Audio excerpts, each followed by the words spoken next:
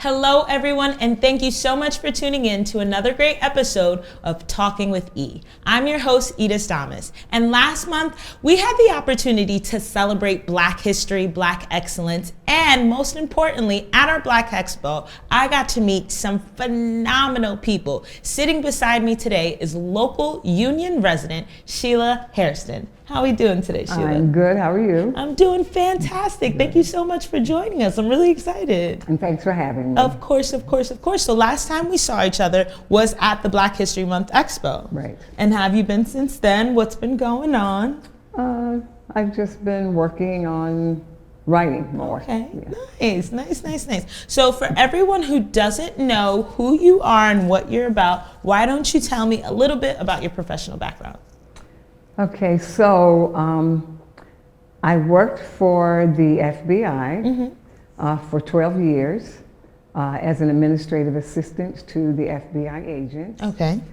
And for 31 years, I worked for PSE&G. Okay. I climbed up to senior administrative assistant and worked for one of the vice presidents there. And that is the company I retired from in 2019. Okay. Wow. So just thinking about it, that's 3 completely different career changes. FBI, PSE&G, and now author to your own published book. Right. What made you change? What was going on behind that? What was in your head? Well, I think when I left the FBI, I was just looking for, I don't know, something different. And I ended up at PSE&G, and I just stayed there for that many years. And while I was there, I was writing actually before I even went there. Oh, wow. So yeah, that's more of a hobby, the writing part. Yeah, but you decided to make it a profession. Yes. And kudos to you for that. Of course, so we'll just dive right in. As everyone can see, we have your first book here titled E-Cab Calb Hollow. Right. Correct? Yes. And your first novel, so you told me you were writing before PSE&G. How long have you been writing for? Probably, I started in my teen years, maybe mid-teen. And over the years, I've written poems, songs, and short stories. Okay. Which one would you say you enjoy most? That's a tough decision. It is a tough decision. I just like to write. Okay. I'm enjoying the writing novels, but that's sort of new. But yeah, I'm enjoying that. Nice. Okay, so last month you came to me so excited, so enthusiastic, and you said, listen, I have a book and I want to get it out there. And I was so excited just from hearing from you about it. I'm like, okay, we got to hear about this book. So tell me, what is your book about? So the book is about an African-American family who lived in the mid-1930s in Virginia during the Jim Crow era. It's fiction, but it's based on the true life of my mom and her family. It tells about the hardships and injustices they faced, but it also talks about the how they overcame those challenges and persevered and just faced different things during that period of the Jim Crow era. Okay. It also, the story mentions a character, a child. He's mentally challenged. He's unable to comprehend or to process things. He's incapable of learning to a degree. And during that time period, doctors they had a limited knowledge of how to deal with mental illnesses. Yeah, definitely. Yeah, and for that reason, his case went unnoticed. And because of that, horrific things happened that devastated him and shattered the family. So I won't give it away, but those are some of the highlights of the book. That is so intriguing. And it's, like you said, although fictional, it's pretty factual too, because that happened. It happened, yeah. And most of the stories in the book are based on some truth. Just about every scene is based on some truth. I had to do some embellishing to make it a complete story, but it's based on mostly all truth. Now, as you were writing, were these memories that were coming to your head, or were these stories that have been passed down from your family told to you? Right, they are stories passed down. I was listening, and this is where I got my inspiration from. I was listening to my mom and my aunt talk about their family life from back in the 1930s, and their stories became so interesting that I decided to take notes to pass down to the next generation. But the more they talked, the more interesting the stories became, and the more notes I took. And I realized then that I had enough of information to start a book. And that is when E-Sheila Hollow came into existence. How long do you think you were taking notes for and listening to stories, preparing yourself for this novel? I would say 3 months. Okay. Yeah, 3 months. Nice. And did you find it difficult hearing some of these stories and now putting the pen to the paper, trying to relate these stories to, not these real life stories, to your novel? I did. Some were upsetting, some were joyful. There are some deaths in the book, so it was a mixture. Yeah.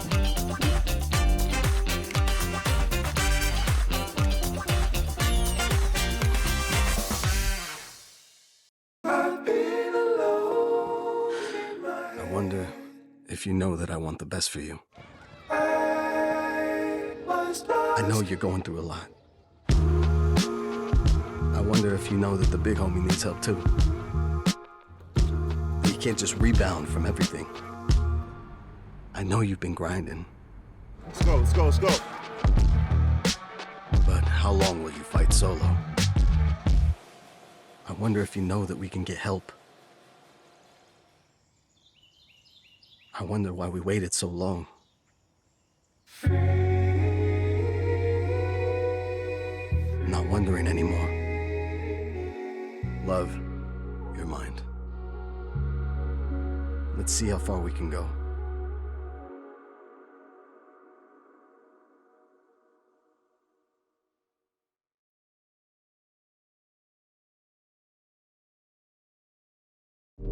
Why would drug dealers put a lethal dose of fentanyl in drugs if they know it's so harmful?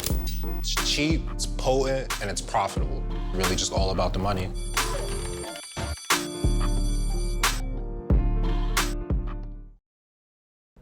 So, yeah, you got me so involved. I'm thinking about it now. I'm like, I gotta pick up this book. I gotta see what it's all about. Okay, so you told me how and what inspired you. What advice would you give to someone who's actually looking into their own family to wanting to pick up and write their first book? I would suggest that they follow my 3D motto, which is determined, disciplined, and that drive. You have to have that drive, and take it from there. Those 3 powerful words carried me through my journey. And I don't know if I asked, how long did it take you to complete the entire first novel? Probably, well, I put the book down for a long time, but it takes about 1.5 years. Well, it took me about 1.5 years. If I had not put it down, it would have taken me about that long. Why? May I ask why you decided to put it down? Life just got so busy. I was working full time. I was taking piano lessons. I was taking voice lessons. And I was very much involved in my church. So I had to put something down. Yeah. And I decided to not write for a while. And that while lasted much too long. But once I retired, I picked it back up. I was gonna say, what do you think brought you to pick the book back up? Yeah, I did, and I was sort of afraid because I didn't know what I remembered, if I would remember how to write, because there were a few years that I put the book down. Yeah. And I had a friend to tell me, she said to just read what you wrote and pick up from there. And she was right. I moved on. And it helped just like that. It helped just like that. I think I was better for some reason. Nice. Right. And yeah, so it just wasn't time for me to finish the book back then. I was just much too busy. And it wouldn't have been the same. Right, Yeah, exactly. it wouldn't have been the same. So now that you told me about writer's block, now I'm thinking that's also advice to give to these first-time novel writers. Right. If you have writer's block, give it a sec, maybe pick it back up? Right, exactly. And yeah, writer's block can really be discouraging. It could. Yeah, but yeah, walk away, and even if it's the next day, come back, and it's amazing what you can do just by walking away for a few minutes. And giving it another try. When you pick it back Right. up.